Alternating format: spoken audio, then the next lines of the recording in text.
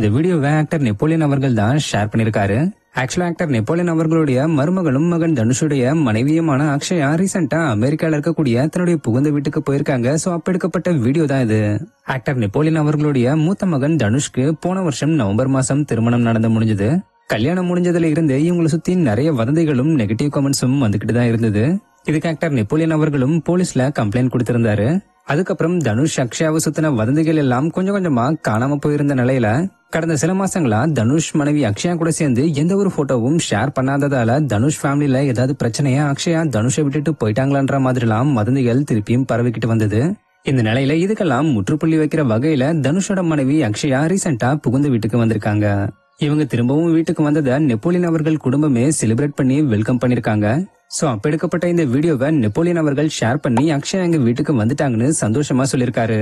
ஆக்சுவலா அக்ஷயா மேரேஜுக்கு அப்புறம் முறையான விசாக்கு அப்ளை பண்ணி அமெரிக்கா வரதுக்காக வெயிட் பண்ணதால தான் இடையில தனுஷ் கூட இல்லாம போனதுக்கான காரணமா சொல்லப்படுது.